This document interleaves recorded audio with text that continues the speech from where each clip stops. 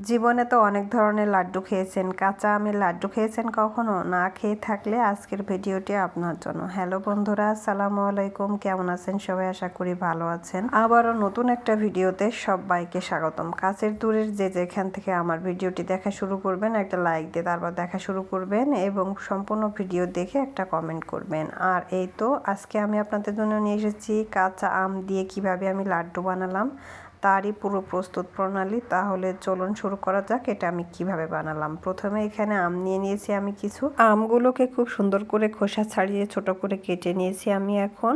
আর এই দিকে চলে এসেছি আমি লাড্ডু বানাতে যে মশলাটা আমার প্রয়োজন হবে সেটাই প্রস্তুত করতে। একটা কড়াইতে আমি কিছুটা পাঁচফোড়ন দিয়েছি।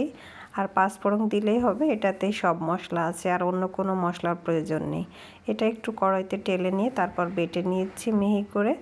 আর এইদিকে 3টা শুকনো মরিচ নিয়েছি, এটাও একটু টেলে নিয়েছি। তারপর শিলপাটাতে এটাও একটু বেটে মিহি করে নিয়েছি। এই 2টা মশলা দিয়েই খুব সহজভাবে বানিয়ে ফেলতে পারবো, আর অন্যান্য অল্প উপকরণ যেটা আপনার হাতের কাছেই থাকবে। প্রথমে আমি আমগুলো কুচি করে তারপরে একটু লবণ মাখিয়েছি। তারপর 3 টেবিল চামচের পরিমাণ চিনি দিয়ে খুব সুন্দর করে মাখিয়ে নিয়েছি। আর এই কাজটা অবশ্যই আগে করতে হবে, কারণ চিনিটা কড়াইতে দেওয়ার আগেই গলতে হবে, তাহলে খুব সুন্দরভাবে এটা করা যাবে আর কি। তারপর যে মশলাটা করেছিলাম পাঁচফোড়নে সেটা দিয়েছি, শুকনো মরিচের যে গুঁড়াটা করেছিলাম সেটাও দিয়ে দিয়েছি। আর সবগুলো সুন্দর করে এই পর্যায়ে মাখিয়ে নিচ্ছি। আম দিয়ে তো আমের সিজন শেষ হওয়ার আগেই অনেক প্রকার জিনিস বানিয়েই খাচ্ছেন। এটা যদি না খেয়ে থাকেন অবশ্যই এটা বানাবেন, আর এটা খেতে অনেক মজাদার। আর এক ফালি লেবু চিপে দিয়ে আমি খুব সুন্দর করে হাতের সাহায্যে কষলিয়ে নিচ্ছি, তাহলে এই চিনিটা গলতে শুরু করবে এবং এটা থেকে পানি ছেড়ে দেবে। এ পর্যায়ে চুলাতে চলে এসেছি, আর এগুলো মাখানোর পর কড়াইতে দিয়ে খুব সুন্দর করে এটা নাড়তে হবে। আমটা আমি যেভাবে চিকন করে কেটেছি এর থেকে বেশি চিকন করলে কিন্তু এটা ঘেটে যাবে। এর থেকে বেশি চিকন করার প্রয়োজন নেই। আর নাড়তে নাড়তে দেখুন এটার অবস্থা এরকম হয়ে গেছে। এই জন্য চেষ্টা করবেন আমটা একটু মাঝারি সাইজের চিকন ফালি করে চেষ্টা করতে। নাড়তে নাড়তে এক পর্যায়ে শুকায় যাবে। লাস্ট পর্যায়ে লবণ একটু কম হয়েছিল, এটা আমি দিয়ে নিলাম।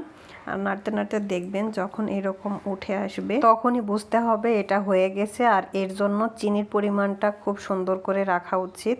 আর চিনির পরিমাণ ঠিক না হলে এটা সুন্দরভাবে সেট হবে না। আর একটু হাতে তেল মাখিয়ে আমি এটা ঠান্ডা করে খুব সুন্দর করে লাড্ডুর শেপ দিয়ে নিয়েছি সবগুলো। আর এগুলো দেখতে অনেক আকর্ষণীয় লাগছিল, সবাই অনেক বেশি পছন্দ করেছে। যদিও ফার্স্ট টাইম বানিয়েছিলাম, এজন্য খুবই অল্প পরিসরে বানিয়েছিলাম। আর অনেক অনেক বেশি মজা হয়েছিল। আপনারাও অবশ্যই বাসায় একবার হলেও ট্রাই করবেন। আর আজকের মতন এখানে বিদায় নিচ্ছি। সবাই ভালো থাকবেন, সুস্থ থাকবেন। বরাবরের মতো আপনাদের জন্য দোয়া ও ভালোবাসা।